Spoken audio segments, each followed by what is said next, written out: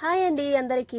ఇవాళ అయితే పుదీనాతో పలావ్ చేస్తున్నాను. సూపర్గా ఉంటుందండి. సూపర్ టేస్ట్ అనమాట. సో హాఫ్ కట్ వచ్చి పుదీనా, దాని తర్వాత పచ్చిమిర్చి, కొబ్బరి వేసుకున్నాను అనమాట. ఇందులో పచ్చి కొబ్బరి, కొంచెం అల్లం వెల్లుల్లి పేస్ట్ వేసుకున్నాను.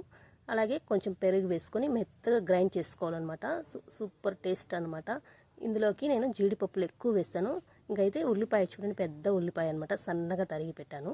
ఇంకా కడాయి పెట్టుకొని ఆయిల్ వేసుకొని మొత్తం ఇవన్నీ జీడిపప్పులు మసాలా దినుసులన్నీ వేసుకొని మొత్తం ఫ్రై చేసుకోవాలన్నమాట. గోల్డ్ రంగు వచ్చేంత వరకు వేయించుకుంటే ఆ రైస్కి అయితే టేస్ట్ అనేది సూపర్గా ఉంటుందన్నమాట. సో ఈరోజు అయితే వినాయక చవితి కదండి, ఇంకా పిల్లలకి కూడా కాలేజ్ లేదనమాట. ఇంకా నేను కూడా పార్లర్కి వెళ్ళలేదు ఈరోజు. ఇంకా అందరం ఇంట్లోనే ఉన్నామని నచ్చిన ఫుడ్ ఇలా పిల్లలకి చేసి పెడదామని ఇలా చేస్తానన్నమాట. టేస్ట్ అయితే హెమ్మీగా ఉంటుందన్నమాట. సో నేను వీడియోలో చూపించినట్టే మీరు చేసి చూడండి, చాలా బాగుంటుంది. అయితే బాస్మతి రైస్తో చేస్తున్నాను అనమాట.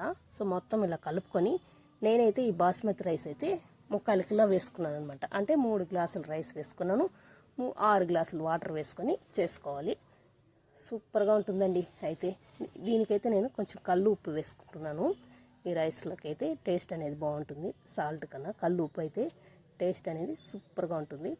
ఇంకా మొత్తం ఇలా చేసుకొని రైస్ అయితే కొంచెం బాగా ఉడికిన తర్వాత చూడండి, మధ్య మధ్యలో ఇలా కలుపుతూ ఉంటే రైస్ అయితే ఇంకా ఉడుకుతూ ఉందనమాట.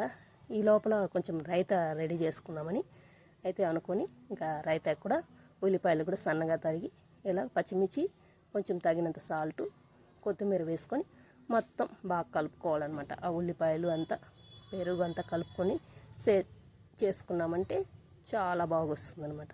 సో ఇంకా చివరిగా అయితే ఇంకా రైస్ అయితే చూద్దామా ఎలా వచ్చిందో. చూడండి, ఇలా వచ్చిందనమాట. తగినంత నెయ్యి వేసుకోవచ్చు. అయితే నేను 1 స్పూన్ వేస్తాను అనమాట. నెయ్యి అయితే ఎక్కువ వేసుకోలేదు.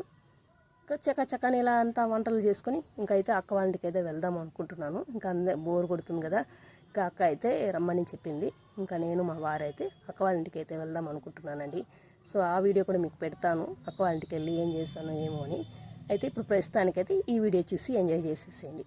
మొత్తం ఇలా సర్వింగ్ బౌల్ అయితే సర్వ్ చేసుకొని ఇంకా మా వారికి అయితే ఇలా అందిస్తూ ఉన్నాను అనమాట. అన్నట్టు నా శారీ ఎలా ఉందండి? సో సూపర్ కదా.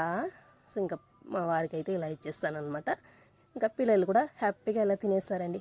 సో అదనమాట అండి. ఇవాళ అయితే మేమైతే ఇలా ఎంజాయ్ చేస్తామన్నమాట. ఇంకా అక్క వాళ్ళకి అయితే వెళ్ళాలన్నమాట. ఓకే అందరికీ బాయ్.